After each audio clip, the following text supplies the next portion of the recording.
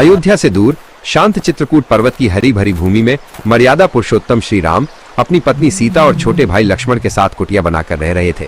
वे पिता दशरथ के वचन का पालन कर रहे थे। इधर अयोध्या में श्री राम के छोटे भाई भरत को जब इस वनवास का समाचार मिला तो उनका हृदय शोक से भर गया। वे तुरंत गुरु वशिष्ठ और माताओं के साथ राम को वापस लाने के लिए चित्रकूट की ओर चल पड़े। भरत की विशाल सेना और राजसी दल को दूर से आता देख लक्ष्मण चिंतित हो उठे, परंतु श्री राम ने उन्हें धैर्य रखने को कहा। राम जानते थे कि भरत का आगमन केवल प्रेम और धर्म की भावना से प्रेरित। भरत राम की कुटिया तक पहुंचे। उन्होंने अपने बड़े भाई को वनवासी वेश में देखा तो उनका कंठ अवरुद्ध हो गया। भरत तुरंत दौड़कर श्री राम के चरणों में गिर गए और उन्हें प्रेम से गले लगा लिया। भरत ने अश्रुपूरित नेत्रों से प्रार्थना की, हे भ्राता, ये राज्य सिंहासन आपका है। अयोध्यावासी आपके बिना सूने हैं। आप कृपा करके वापस अयोध्या चलें और अपना राजधर्म निभाएंगे। श्री राम ने भरत को प्रेम से उठाया और कहा, प्रिय भरत, पिता का वचन ही सबसे बड़ा धर्म है। तुम्हें और मुझे दोनों को ही उनकी आज्ञा का पालन करना होगा। यह 14 वर्ष का वनवास मेरी धर्म यात्रा है। भरत ने राम के वचनों को स्वीकार किया, पर उनका मन राम के बिना राज्य करने को तैयार न था। भरत बोले, यदि आपको वापस नहीं आना तो मुझे कोई ऐसी वस्तु दे जो आपकी अनुपस्थिति में सिंहासन पर विराजमान हो सके।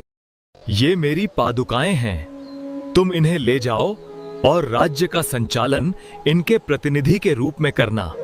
भरत ने राम की खड़ाओं को साष्टांग प्रणाम किया और उन्हें अपने मस्तक पर धारण कर लिया।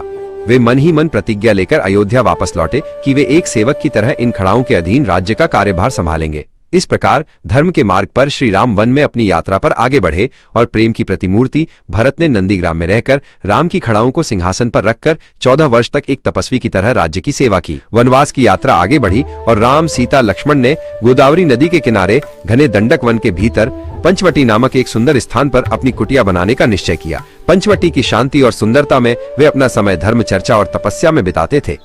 सीता प्रकृति की सुंदरता में खोई रहती थी और लक्ष्मण हर पल उनकी सेवा और सुरक्षा के लिए तत्पर रहते थे। एक दिन उस आश्रम में एक राक्षसी शूर्पणखा आई।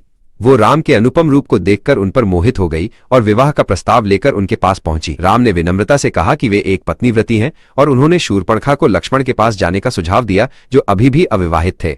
लक्ष्मण को जब उस राक्षसी का दुष्ट मन पता चला तो उन्होंने क्रोधित होकर उसकी नाक और कान काट दिए। शूर्पणखा दर्द से चिल्लाती हुई वहां से भागी। अपमानित शूर्पणखा सीधे अपने भाई खर और दूषण के पास पहुंची, जो उसी वन में 14,000 राक्षसों के साथ शासन कर रहे थे।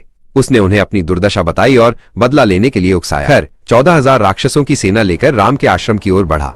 एक भयंकर युद्ध हुआ जिसमें अकेले श्री राम ने अपनी अद्भुत शक्ति से पूरी राक्षस सेना का नाश कर दिया। हरदूषण के वध का समाचार लंकापति रावण तक पहुंचा तो वो अत्यंत क्रोधित और भयभीत हुआ। अपनी बहन के अपमान का बदला लेने के लिए उसने छल का मार्ग चुना।